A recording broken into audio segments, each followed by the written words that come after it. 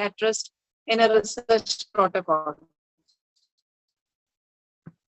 To enlighten us about research protocol, we have with us Ashokan sir.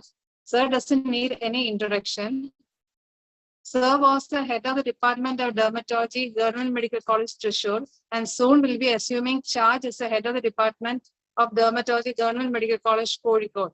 Sir is an astral clinician, a keen researcher, and is a specialist in medical education. Sir has received the Best Teacher Award a year back and has many publications and operations to Sir's credit. So welcome you, sir. Okay. So thank you for that nice introduction. And I think this is an annual affair for us. I think we started it about 2-3 years ago. The webinar mode was started, I think, in our time. I think it was in 2020. And I think happy that this is being continued. So without taking any more time, let us start the proceedings. So I am assuming that you have already received adequate training how to prepare a protocol. The things that are needed for preparing a protocol are already there. So what you can say, the ingredients are all ready. Now only you have to just mix it up and cook it. So this is what you are planning to cook up with. Some of you, I understand that already have submitted your protocol to the research committee, institutional research committee. Some of them are on the verge of doing it. So let us go to the topic proper. Essentially, what do you mean by a protocol? It's a introducing write-up about the purpose of the study. So this is usually submitted to the research committee, institutional research committee, or the ethics committee, or the review board. And with that only you will get an approval. This has to be accepted by these various institutional committees. Actually, even after that, this protocol will have to be approved by the university also. Which are the components? Of course, this will have to have a title. And when you prepare a title, try to make it informative, clear, and very importantly, connected to the research question. Very often in some of the protocols, you may find this mismatch. Your objective will be one thing, and the title may be something which may be a little more broader than that, like a goal or something like that. So you don't have a goal as a title. It has to be related to the research question. And always avoid abbreviations in the title. That is necessary because the title has to be seen by several people. Many of them, especially in the review board, they may not be, or they are actually not medical practitioners. So even the simple abbreviations that we use in medical side may not be understood by those people. So definitely avoid abbreviations in the title. And preferably, this is not mandatory, mention the design of the study in the title and make it in one sentence, not more than one sentence. It need not have all the components of a sentence, we'll see. And 15 words is an approximate optimum length of the title. No rule. Depending upon the study, you can either exceed it or may have less than that. And generally, it is done in a way that you capitalize the first letter of each word in the title, except the prepositions. So I will take an example actually, because otherwise it will be very difficult for you to understand this. So this is one of the studies which have been completed in our department. Some of you may be knowing about it. I've just taken it for this is comparatively or reasonably very well written protocol. So I think I can illustrate how the various points I mentioned have been incorporated into this protocol. So see, assessment of knowledge regarding sexually transmitted infections among high school students in Thrissur Education Sub-District, a cross-sectional study. So design is there, not very lengthy, informative, clear. The second section is an introduction. Introduction is very important.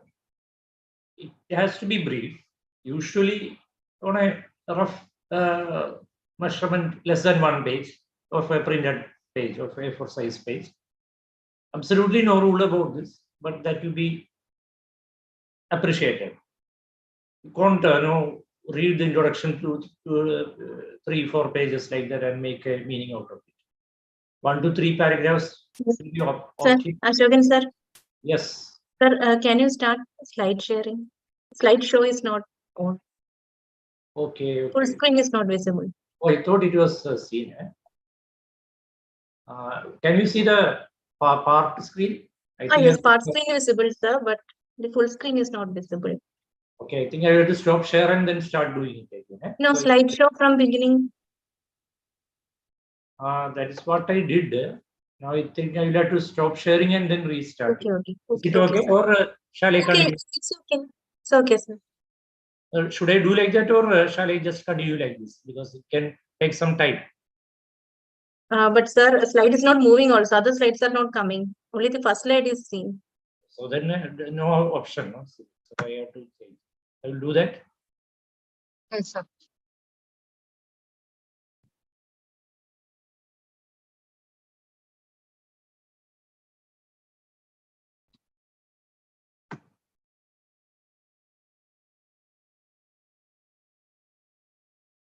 Is it coming now? Yes. Yes, sir. It's visible. Full Yes. screen is visible.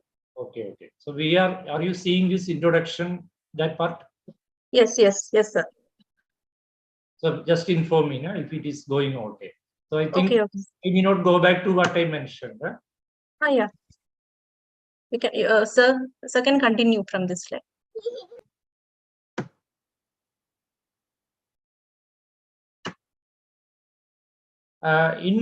In a nutshell, in this introduction part, you need to mention what is known about the subject already and what are the gaps in existing knowledge. You can add references into this section. You need not have too many references in this introduction, but essential references you can, citations you can have. 1 to 3 again is a measure of how much it can be. It can be 4 or 5, no harm, but it has to be for a purpose. The bottom line of introduction is that it should bring out the relevance of the study, because the relevance of the study will be known only if you tell what is known, what is the gap in existing knowledge, etc. So going back to this model study. So this is the introduction. I'm not reading of the entire introduction, but I am showing it in the slide just to tell you that this is the way it has to be written. The first paragraph is telling about the importance of sexually transmitted infection. I hope you remember that the study was on the STIs, isn't it? About the awareness level of among school children about STIs. So first of all, tell why STI is an important public health problem. Second, you come to that children part, because it is awareness of children is being tested, is being assessed. So early age of first sexual contact not only increases the probability and like that. The importance of why the knowledge in children need to be assessed is brought out in this paragraph. The third paragraph, again, adding on to that, the why the youth is an important vulnerable population. And coming to our own setting, we have seen many nowadays more number of STIs among adolescents. So that is the relevance of doing this study. So there is nobody really knows how much they are aware about the various. They do have the correct knowledge about the STIs. So observations of our study can help to point out. So that is the relevance of this study. These are the actual paragraphs. So in 3-4 paragraphs, the relevance of the study has been brought out. And second, the next section is a review of literature. Review of literature, you can go a little more into the previous published literature and provide evidence from that in a little more detailed manner than you give in the introduction. Again, just don't add studies which are not relevant to your research study or the research question. And important, all studies should be there, but of course, the whatever has recently happened, this should be mentioned, because something would have been relevant 10 years ago or 20 years ago. So if you are not, many things might have happened after that. So you are not providing that information in the review. That means you are not given sufficient indication that you are addressing a currently relevant problem.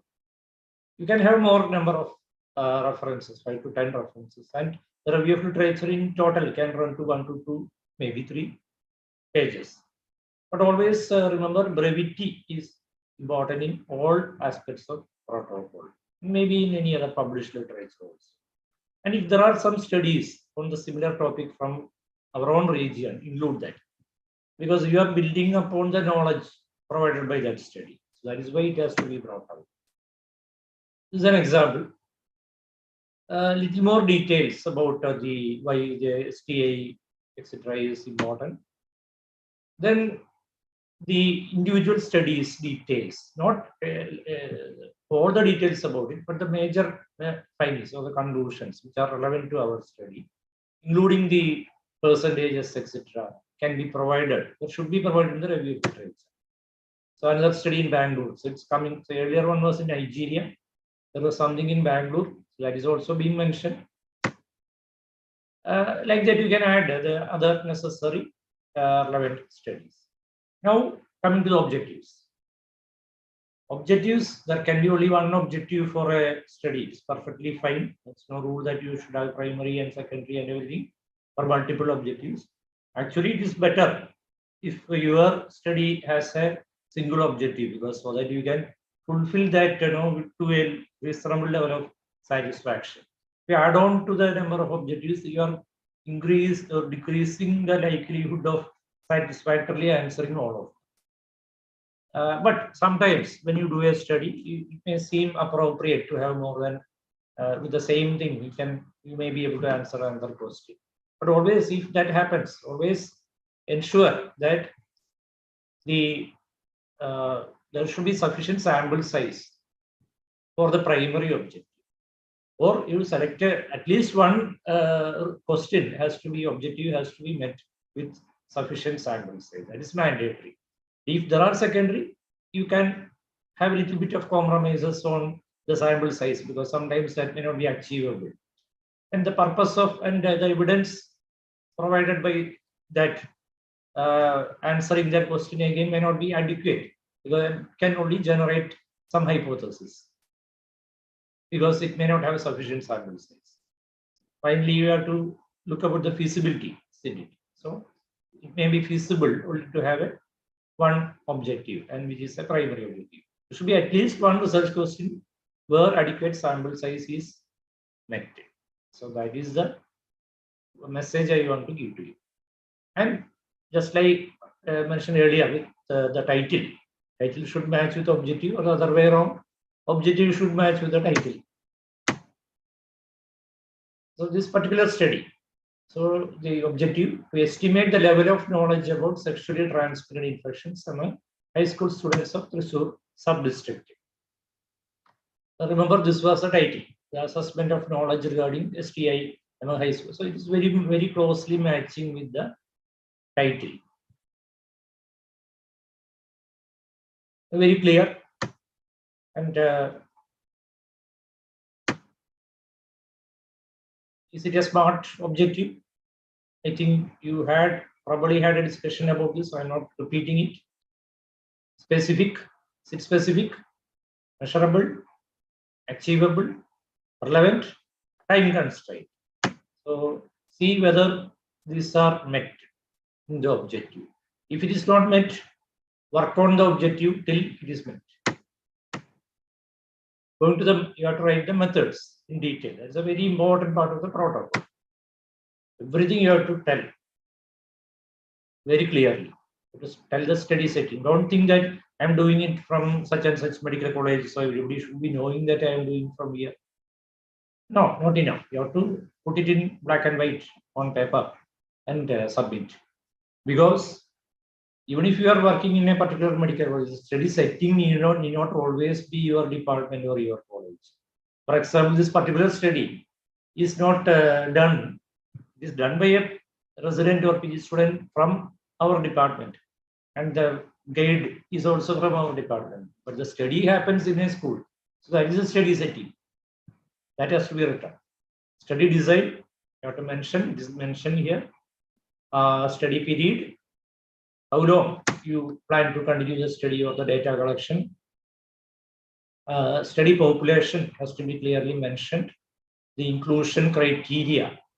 So among those schools, there are many schools, 8, 9, 10 standard students attending schools in Thrissur sub-district. There may be 50 schools perhaps, but we are not including every one of them. So you include, what do you include? What is the criteria? You do a sampling by a certain method, and only those will be included, not other schools. The exclusion criteria, again, is very common. You have to mention that based on, I am just showing the example of this study. Based on your study, these criteria all will differ. That is the thing that you have to work out in discussion with your guide and the department. Sampling method has to be mentioned. So various methods are there. This session is not on that, but you have to mention that. That's my point. Sample size calculation has to be provided. The formula used for that, you can substitute the values, and from where you got this value 19.1, that's the basis for your sample size calculation. That reference may be given based on what you arrived at. This is the value which is being given. Rest of the values derived from that. That has to be provided. And what is the final sample size you arrived at? The variables have to be defined. Here, knowledge and awareness. So what do you one person means about awareness and another person means about awareness need not be the same. So in this study, what was the definition for awareness have to be clearly mentioned. We'll go to that. Okay, this is already given in it. And what is meant by knowledge? Because this can sometimes be little abstract, isn't it? So what level of knowledge has to be defined? Study procedure has to be written in detail. So what all things the investigator is going to do step by step. So you do like this, you get permission, you get you sample, you choose, you go there. What will you do after going there? Will you get a consent? And what will you do? Will you give a questionnaire? You collect it. Everything you have to write. And the data collection methods you have to tell. And here it is of course by using the proforma, and the proforma has to be part of the annexer of your protocol. You can't give the entire proforma in this part here, but you attach it at the end of the document. And which are the study tools which are used? So here a questionnaire is used. Many other tools may be used for many other studies. Whatever is used, you write it. And how it is already there, approved or validated questionnaire, then you mention that. Otherwise, or you use PASI score for psoriasis. Okay, that may be enough because everybody knows what is PASI score. Otherwise, you may have to provide the details and what modification was done. And if you are using a new questionnaire or a modification of an existing questionnaire, how it was validated has to be mentioned. And details about the scale, how many points, and how do you grade the different scores. In appropriate designs, you may have to tell exact details about recruitment, randomization, blinding, masking, intervention, etc. Since this is a web meeting, I'm not asking you questions because it may not work out that well. But these are applicable to which type of studies? Anyone can unmute and answer. You have gone through the design. For the trials, the experimental studies, which very few of you may be going on to do. But if that is what is being done, These are important. And once you get the data, how do you manage the data? Which software you use? And how do you analyze it? Which software you use for analysis? What all analysis will you do with which all types of data? I am sure you had a session on the different types of data. Different types of data require different types of analysis. So these have to be planned ahead of doing the studies. Not that after you do the entire study, you get a lot of data and then you go to the statistician and ask them to do whatever you want and get me a report. Not like that. Before you start data collection, you are sure this is the type of data I'm going to get and this is how I am going to analyze it. A budget has to be an integral part, anticipated expense and how it will be met. Why? Because only if this is satisfactorily explained that any committee, review board will give you an approval, because you submit a protocol which costs 10 lakh rupees for completion.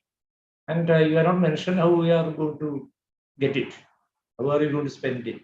Then study is not feasible. So nobody will approve a non-feasible study. So this has to be clearly mentioned. So it can be very simple. For your simple studies, may not cost a lot. But you write it item by item. You write, this is what you are anticipating. It's only anticipation. There's no rule that you have to spend that exact amount at the end of the study. But a rough assessment of this has to be provided. It will be met by the investigator. It is more common, especially for PG thesis studies. If you have some other source of funding, especially for some other type of study, you can tell that I have a funding source. And this section, expected outcome of the study, is to satisfy the review boards that your study is worthwhile doing it. Because any study, when you do, it involves many people. They spend their time, they share their information, even though you may be keeping the privacy. You may be subjecting them to questions, investigations. So finally, if nobody is going to benefit out of it, the study will not be approved. So this you have to convince the review board. They may ask a question, why are you doing this study? What is the use? You should be ready with that section. The ethical consideration. Ethical committee will definitely look into it, whether you ask or not. But it's important, or it is good for you if you yourself mention that these are some possible ethical issues in my study, and they are within reasonable limits, and I can manage these ethical issues by such and such methods. And if that is done in your protocol, that protocol is going to get accepted more easily. So you may not have to run back and forth with revisions.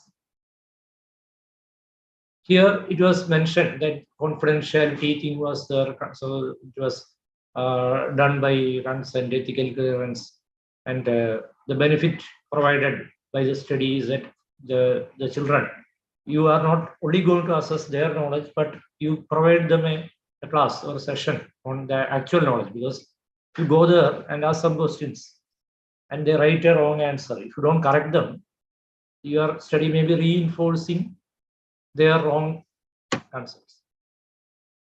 References are a very important part of any protocol. And as I mentioned, the introduction and review sections are the sections where you need maximum references, especially in review section. Occasionally in procedure, sometimes if you are using a new procedure, etc. When you write the thesis, finally, you'll have to have a lot of references or citations in the discussion part.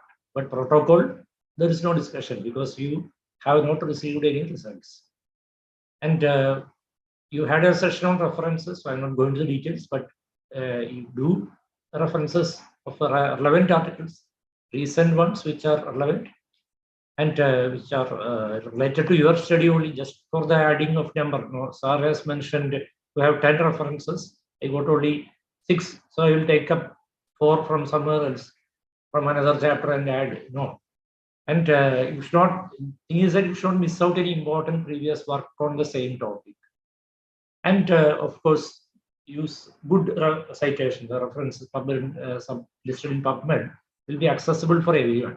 So, and once you use good references for your study, it will improve the credibility of your protocol. In the annexures, as I mentioned, you have to have the pro forma has to be given in detail. What are the things you are asking? The questionnaires, any tools, any patient information sheet, consent forms. Information sheet, consent form are different. Consent form is where you have to get the signature. There are different types of consent. I'm not going to that area in this session. And can use it in the local language or in a language understood by the students or the study participants.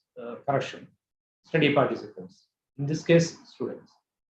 The pro forma is you need to have personal identification details, demographic, where do they come. In general, these are important.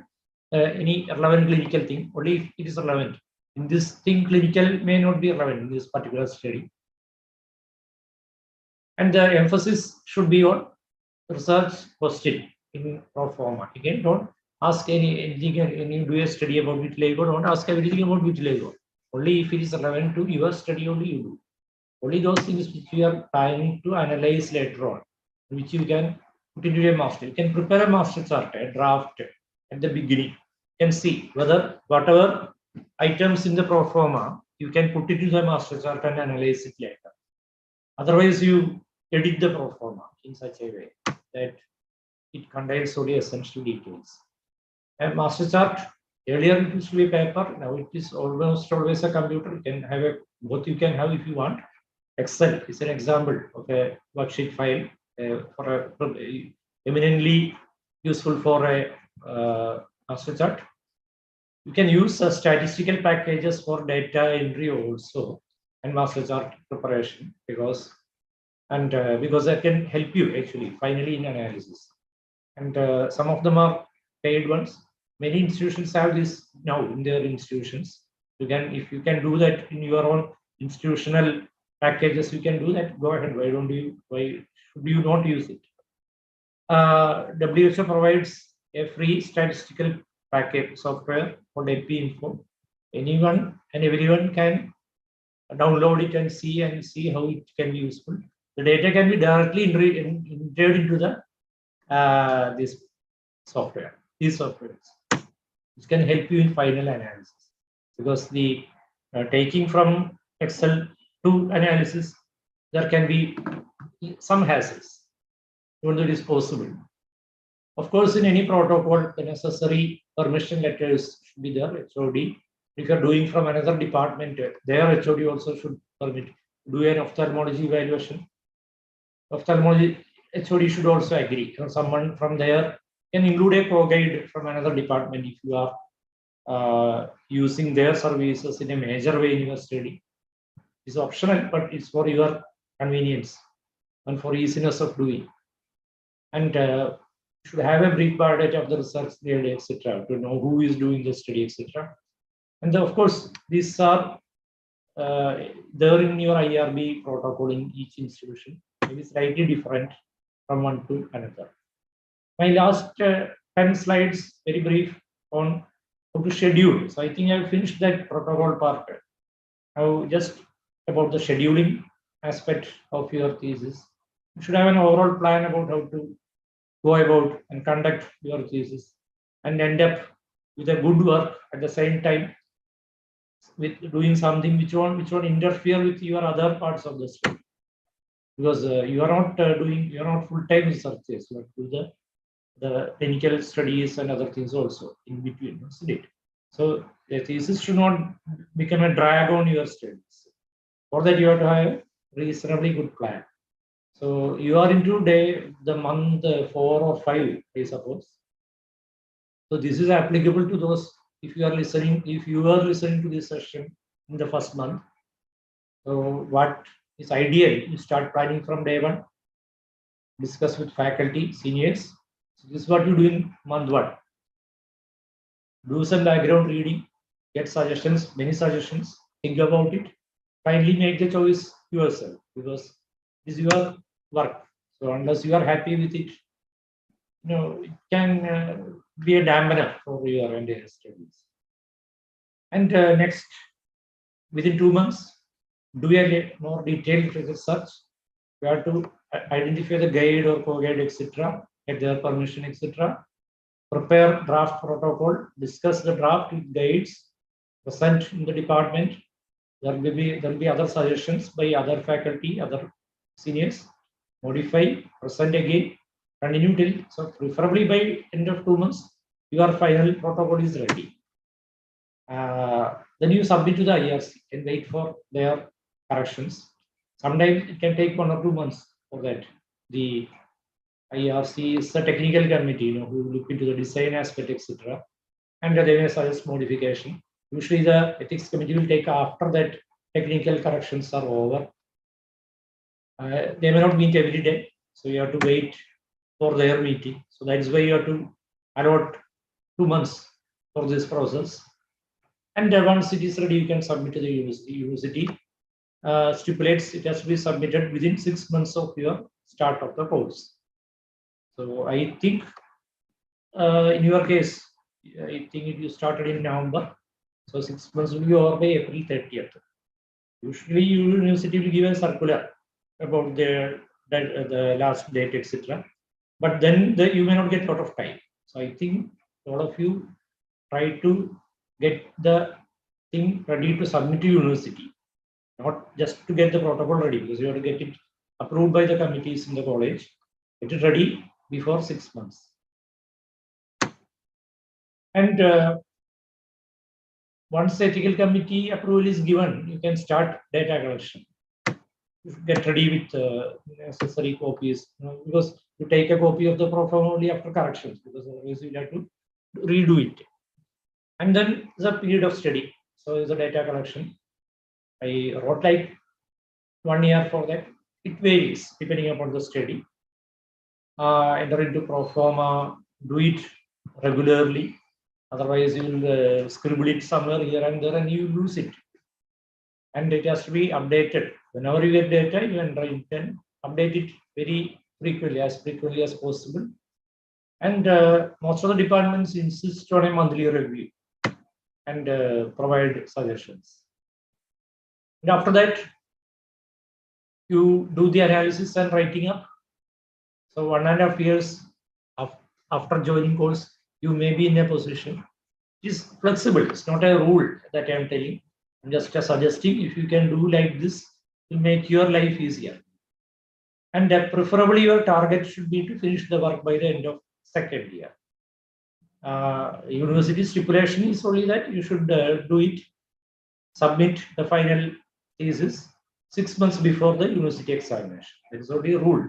That means 6 more months, but I am asking you, give a margin here so that some unexpected delays will be buffered in this part. And for writing up, you need a lot of time, corrections and other things.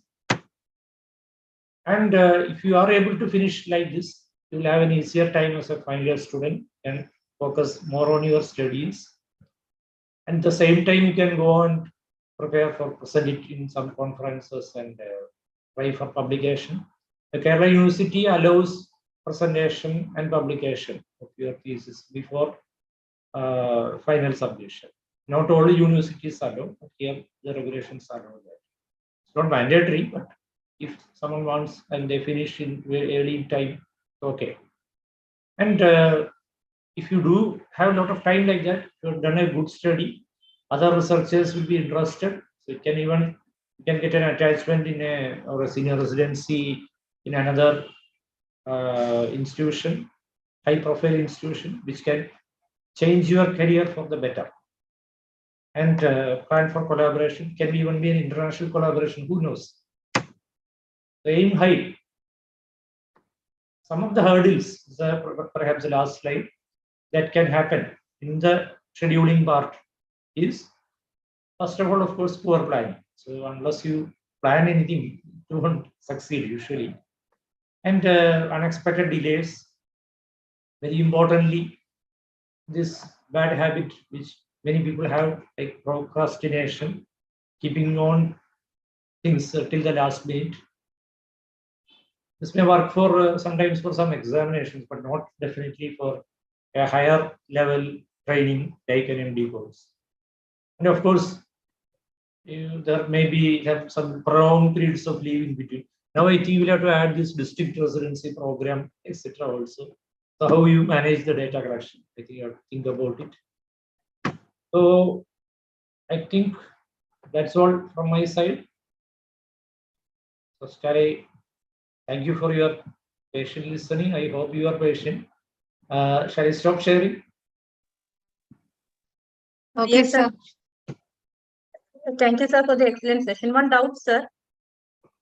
Can the students start doing this, start collecting data after approval from KHS, approval of synopsis from KHS, or after IRB clearance? It's acceptable if they get IRB clearance, because the ultimate monitoring body of your study is the institutional review body. If they approve, you can go ahead collecting it. The only problem is that KHS review can take a long time sometimes. They come after 1.5 years or 2 years. You can't wait for that to start data collection. The only problem sometimes they may suggest some changes at the end of 1.5 years or 2 years. That can create. Usually they complete it within 3 months now, sir. They have a stipulated time now. Within 3 months, they should complete the review process like that. It would have been ideal, but I don't know whether it has been adhered to in actual practice. Okay. So after getting IRB clearance, they can start collecting data and doing the work. They are permitted to do that. Only thing is the Okay. practical problem that can come if the university makes some other suggestion, and you will have to do it in a different way. That is a practical problem, which you will have to work on any case-to-case basis. Okay. You have to sort it out. So better to start early. Sure, sure. I haven't seen the university approval that soon in recent. Yes, yes, that's true, sir.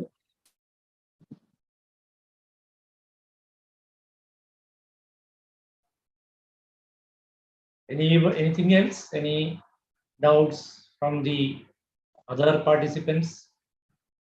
PGs?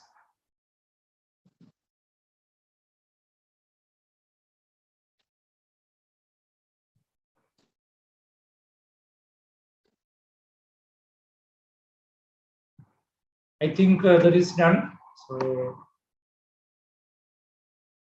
there's a question: is 31st April the likely last date for submission? It won't be 31st, I can assure you. It will be 30th.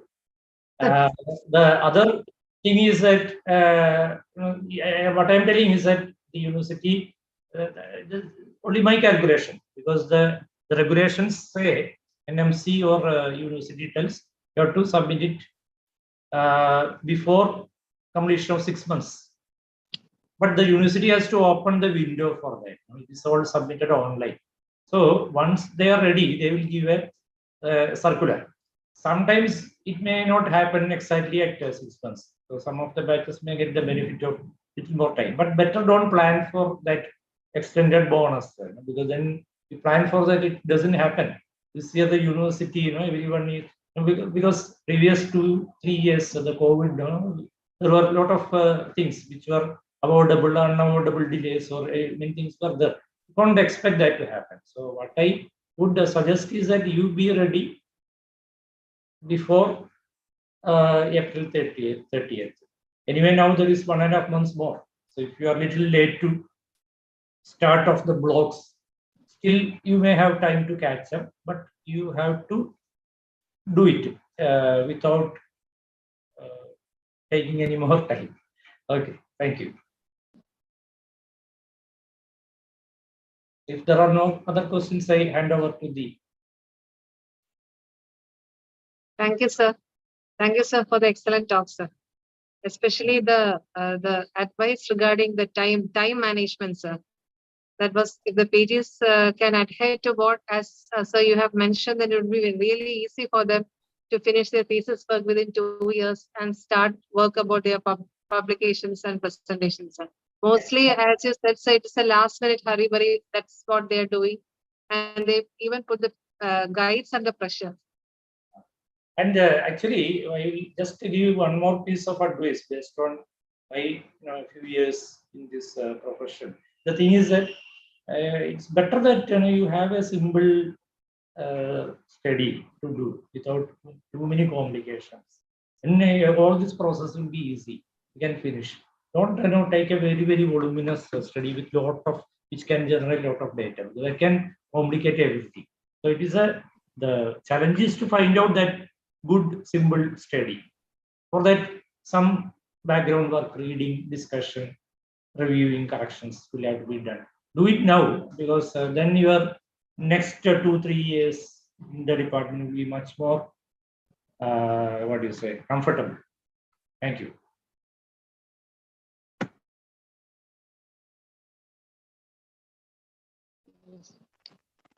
So our next session is about the rules and regulations of Kerala University of Health Sciences for postgraduate thesis.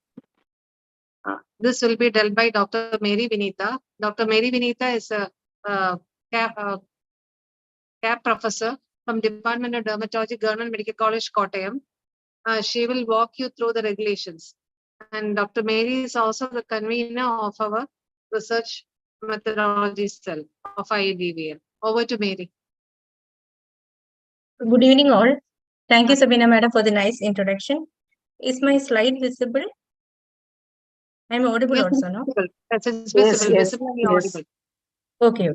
So today we will have a discussion on this process through which a thesis, PG thesis, pass through before submission to university. Some amount of repetition will be there, as Shogun sir gave an elaborate discussion on the topic. So please bear with me. The topic proper is regulations for postgraduate thesis proposed by Kerala University of Health Sciences. So thesis forms an important part of postgraduate curriculum, not only because not only for to attend the exam or to pass the exam, but also to instill a research attitude in the postgraduate student, to train them in research methodology, and also to enable them to come up with a good quality research work in future. So it should be given equal weightage as the effort which we give to gain knowledge in the particular specified subject. But usually what happens is, if you don't give proper effort, it will get submerged in the busy schedule of clinical works, theory, exam, etc. So conscious efforts should be made to properly direct the thesis works. And we should always remember that a good quality thesis reflects the academic brilliance of the student, his teacher. So it should be done with perfection. And NMC clearly states that the purpose of PG education is not only to create specialists who provide high quality healthcare, but he should be able to advance the cause of science through research and training. So if we should do something with perfection, we should find happiness in it. So to find out the happiness in doing a job, we should know what's the purpose of the given work. So the purpose of doing a postgraduate thesis is to promote a scientific and logical habits of thinking. Our curriculum does not aim to create a medical practitioner who could render the existing knowledge for treating and caring the patient, but also they should be able to contribute to the medical science in an efficient way. So finally, the outcome of a thesis is to develop a skill of inquiry in the postgraduate student, and the student should be able to frame a scientifically sound research question. They should learn the technique of research, analyze the data, document it, as well as disseminate the outcome. And of course, medical research is important for improvement in healthcare and public health, and also it is beneficial to the society as well as the nation.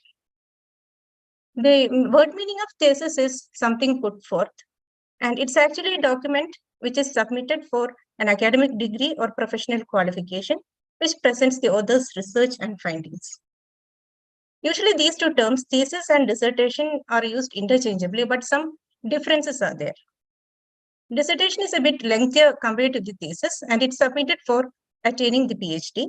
And in dissertation, the researcher can contribute new theories, they can propose new theories, but what we meant by doing a thesis is that we should fill the gap in the existing knowledge, and also we should make sure that the researcher is knowledgeable and well informed of the topic. And also this oral defense is a part of dissertation, which is not with thesis. So now we'll move on to the process of PG thesis. Now dermatology is actually a selective posting for the internship. So all the first year postgraduate students will not be familiar with what is happening in the dermatology department. So usually it will take 2 to 3 months for them to get familiarized with the departmental activities. So by that time, the head of the department can assign a guide and co-guide for the given resident. And they can discuss among themselves to decide on the thesis topic and the methodology. Then there should be an SRC meeting, Scientific Research Committee meeting, which is usually conducted in the department. Then the ethical committee clearance also should be obtained. So if the thesis is done on certain subjects like sexually transmitted infections, they should get approval from higher authorities like SACs. And also if they are doing some community-based research, as Ashokan sir mentioned, they should get approval from Panchayat or some other higher authorities. So after this, they can submit the synopsis to KUHS. So usually this submission to KUHS should be made within 6 months of starting the first year, 6 months of starting the PG course. And KUHS will send this synopsis to a methodology and subject expert, and they will send some modifications in synopsis, or they will accept it. So as sir said, once we get approval from IRB, we can start doing the research work. But you should see for any modifications which are given by KUHS in between. So after you finish the research work, usually by about, you will get around 18 months for doing your research work. After that, you can start thesis writing and finally submit it. So what are the qualifications of a postgraduate guide? So guide is usually a faculty in the department who has 5 years post-PG teaching experience. And also a co-guide can be any faculty with post-graduation in the same stream. And if you are doing any study in collaboration with other departments, for example, if you are doing culture and sensitivity in pyoderma, you can get a co-guide from other microbiology department also. And in some cases, you may need a change of guide, especially if the guide is transferred to some other medical college, or if a resignation or any other issues like that, a need of change in guide is there. So in such cases, if there is a co-guide in the same department, you can continue with the same guide. And also if the data collection is complete, also you can continue with the same guide. Otherwise, you will have to request to the KUHS in the website for change of guide. And always go through the database to see that previous studies are not replicated. KUHS clearly mentioned you should not replicate the same study which was done within the previous 5 years, but slight modifications can be made in the study. So this is the process of submission of synopsis. Ashokan sir already mentioned the synopsis should be submitted within 6 months of starting the PG course. So before that, it should get an approval from Scientific Research Committee and Institutional Review Board. So once the synopsis is submitted through the portal, KUHS students portal, and the synopsis will be given by university to methodology and subject expert, and usually they need to give a review within 3 months. But as I said, sometimes it may take a bit more time. So if you get approval from IRB, you can start doing your research work. And this methodology and subject expert will be given a questionnaire to assess and review your this synopsis, and they may accept it with minor modification or accept it with major modification. So if it's only minor modification, you can modify through the same website. And if it's a major modification or rejection, fresh submission after IRB clearance is needed.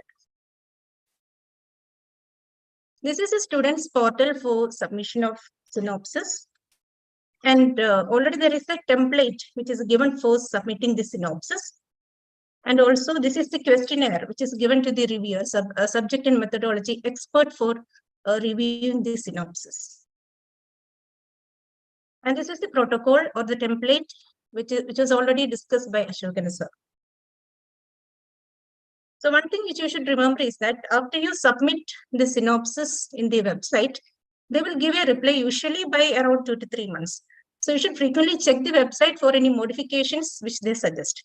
Otherwise, there will be some delay in submitting the final thesis, because they may mention some modifications which you will not see, which you see later. So there will be some practical difficulty. So always check the website after submitting the synopsis, at least 2 months after submission of synopsis. And also after getting approval from IRB, you will be starting the thesis works. And after starting, you may find some practical issues are there. So you need to change the methodology, or a change in title is needed. So if there is any minor changes in title, you can submit through the website, or if there is a change in methodology, it should get an ethical clearance and it should be resubmitted.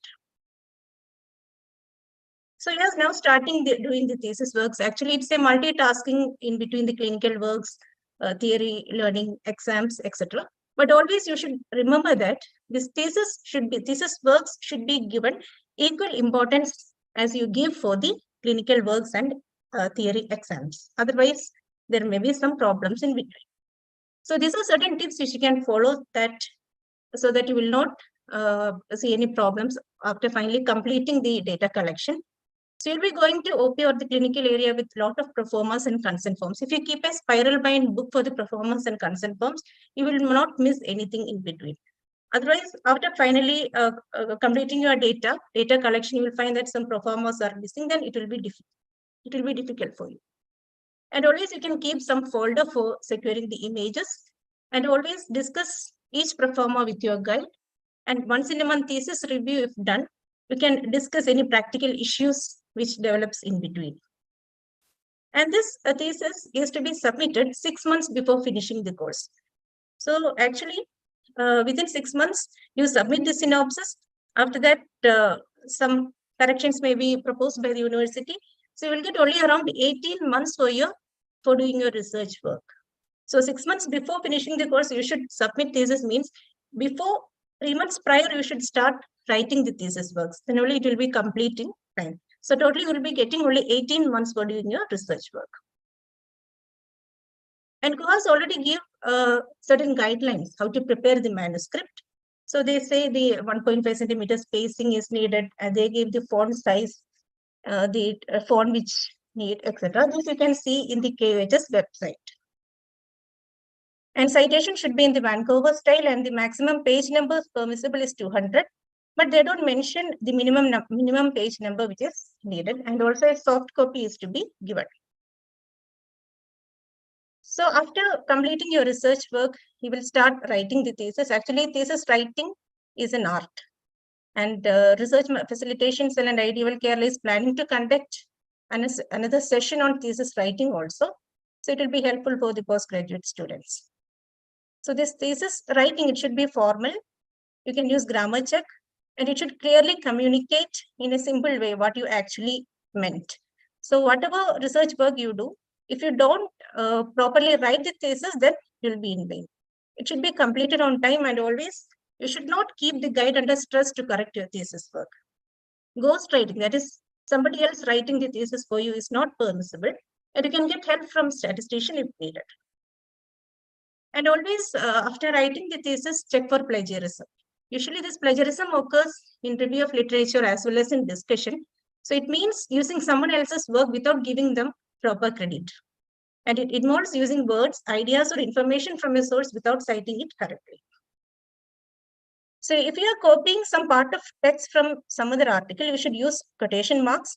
Or if you are paraphrasing, that is, you are changing some words or altering the sentence without, so if you are changing few words or altering the sentence, that's known as paraphrasing. If you are paraphrasing, you should cite the source from which you take the information. And always give correct information about the source, and always avoid ghostwriting. And KUHS says you can publish and present the thesis even before you appear for the examination. And also they have given a template for the thesis in the website. So you should submit 4 hard copies and 1 soft copy, and it should be checked for plagiarism before submission. And if you are late in submission, then some fine, KUHS suggests some fine for that also. So after submitting the thesis to university, it will be assessed by 3 examiners, and at least 2 examiners should accept the thesis work. If 2 examiners suggest changes, we should resubmit with changes within 45 days. And if 2 examiners reject, we should again resubmit, and 1 year extension may be given for completing the thesis works. And hall ticket will be issued only after final acceptance. So finally, what is the outcome expected of all this exercise is that students must know the basic concepts of research methodology. They should be able to plan a research project. They should be able to consult the online resources for obtaining the information. They should have basic knowledge of statistics, and they can evaluate the published studies. So I think most of this topic, the research methodology cell has conducted classes, sessions on most of this topic other than evaluating the evidence. So we'll be conducting most classes on how to evaluate the evidence also. All other sessions we have already covered. So all the best for your thesis works. Thank you. And if you have any doubts, we have experts. Ashogan sir is here, so you can ask your doubts.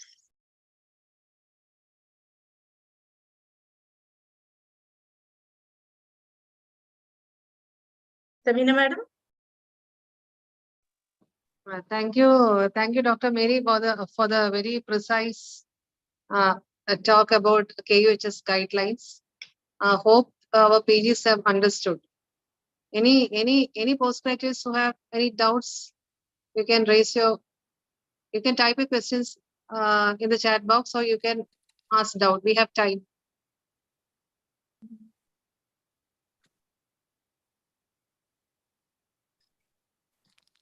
I think what you have mentioned, everything is clear and it's there in the KUHS side. Only thing is that they should go through all this.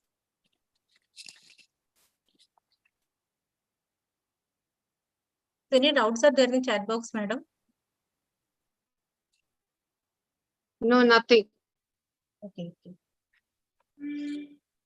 They don't have, I think they don't have any doubts. They're clear, and Ashokan sir has clearly outlined about the research protocol and the timeline and all. Yes, madam. Okay. Anyone has fully completed this process and ready after IRB among the group? Unlikely, no?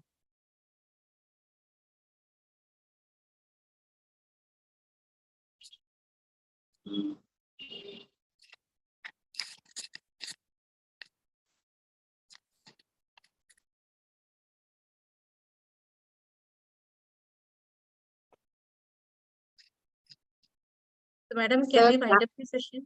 Kottayattunnu, has anyone completed this protocol? Mary. They completed SRC, madam. The same protocol they submit for IRB also, no? They already submitted. They have already submitted. Not submitted. We have conducted SRC meeting. SRC meeting. No, Ashokan sir was asking the question and no one answered. No PGs answered the question. Sir was asking about whether they have submitted to IRB. Not submitted to IRB, but to SRC. Okay. Some modifications were suggested for that, so they will represent it. Okay, then we will wind up. So with this I think session, Ammu has raised her hand. Yes, Dr. Ammu has raised hand, I think. Yes. Dr. Ammu. You can unmute and talk. No, ma'am. The proforma has been complete, not submitted to IRC. So. Okay. I think that must be the stage of most people. But I think we need to, as someone suggested, plan for April 30th. That will be a good strategy. So even if you get a little more time, okay, you can enjoy that. But unlike prepare for that, because the IRB meeting can occur maybe in different institutions, occur at different intervals. Sometimes it may be 1 month or can sometimes be even 2 months. So you don't know how long they will take to approve it. So better to speed it up, everyone. Thank you. Thank you, sir. With this, we come to the end of our research methodology workshop series. We, the research facilitation cell members, express our sincere gratitude to all the expert faculty members who have spared their valuable time for us. And we hope our PGs might have benefited from this workshop. And we also thank all the postgraduates who have attended this workshop. Thank you. Thank you, madam.